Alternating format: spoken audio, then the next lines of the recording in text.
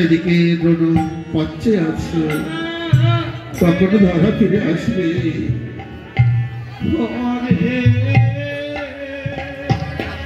চলেছে আজ নয়ন চলে বসে স্বামী স্বামী স্বামী গো এনেছো ধরা, তাহলে যাও তুমি সেবার আয়োজন করো। না স্বামী, আমি এখনো পারিনি। এ কি বলছো? তুমি পারোনি, তাহলে কি হবে? স্বামী, আমি যদি অতিথি সেবার জন্য আমার এই দেহখানে তোমার কাছে ভিক্ষা চাই, তুমি আমায় দেবে স্বামী? ধরা, তুমি কি বলছো ধরা? শোনো, আজ অতিথি সেবার জন্য এই দেহখানা তুমি যদি লাগাতে পারো, তাহলে সত্যি তুমি ধন্য হয়ে যাবে ধরা। রক্তে মাংসে গড়াই দেহ, এই দেহ থেকে যদি পান পাখি উড়ে যাবে, তোমার সেই দেহখানার কোনো মূল্য থাকবে না। শিকালি কুকুরে ছিঁড়ে ছিঁড়ে খাবে। তাই তুমি যদি এই দেহখানার সেবায় লাগাতে পারো, তোমার জন্ম সার্থক হবে ধরা, সার্থক হবে তোমার এই জন্ম। তবে তুমি আমায় আশীর্বাদ করো, আমি যেন অতিথি সেবা দিতে পারি। পারবে ধরা? তুমি পারবে?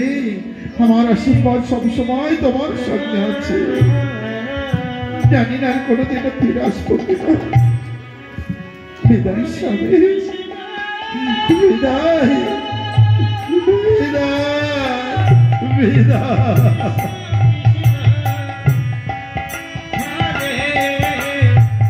আজ তাই ধরা বিদায় নিয়ে চলেছে। আজ সেই মোদির কাছে এসো ধরা, এসো।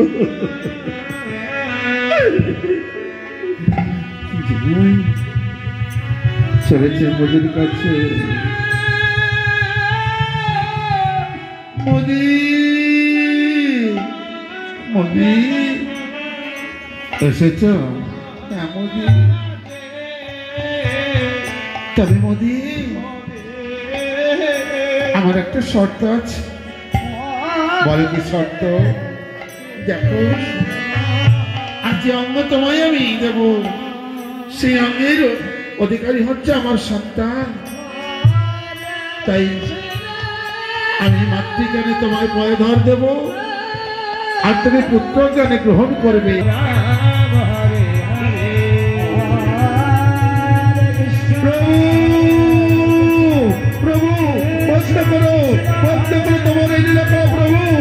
আমি যে সইতে পারছি না, আমি যে দেখতে পাচ্ছি না এই কষ্ট আমি যা দেখতে পাচ্ছি না।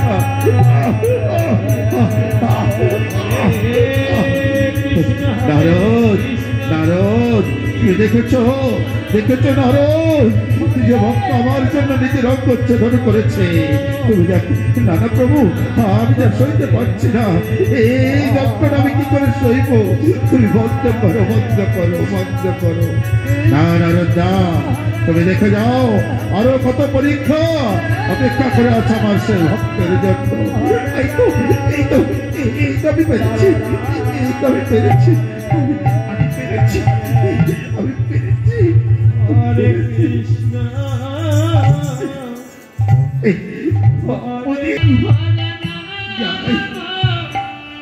আমার যাতে সেবা দিতে হবে, আমি যাই, আমি যা। আজ যখন চলেছি আর এদিকে আজ পার্বতী আজ কৈলাস থেকে ছুটতে ছুটতে চলেছেন আজ সেই মর্তধামে কৈলাসপতির কাছে। মহেশ্বর, ওগো মহেশ্বর, একই একই খেলা তুমি শুরু করেছ, তুমি কিনা আমার অঙ্গে আঘাত করেছ। তুমি জানো না প্রতিটি নারী অঙ্গে আমি অবস্থান করি, আর তুমি সেই অঙ্গে আঘাত করে সাহস তোমার কে দিয়েছে তোমার স্পর্ধা।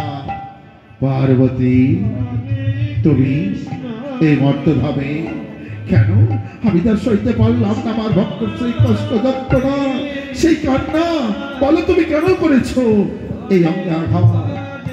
পার্বতী আমি প্রভুর আদেশে আসিছি এই মর্তলোকে, প্রভুর জন্য আমি ভক্তকে পরীক্ষা করেছি। তবে শোনো, আমি এমনি এমনি পরীক্ষা করিনি, তাই তো তোমার এই ভক্তকে আমি করি আশীর্বাদ।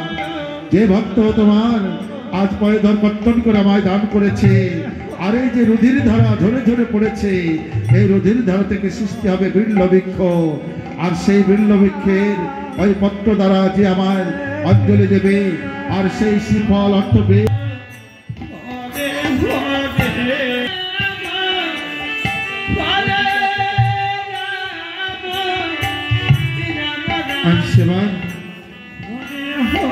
ব্যঞ্জন রন্ধন করে বন থেকে লতা পাতা এনে শক্ত করে বেঁধেছে, কেউ যেন বুঝতে না পারে।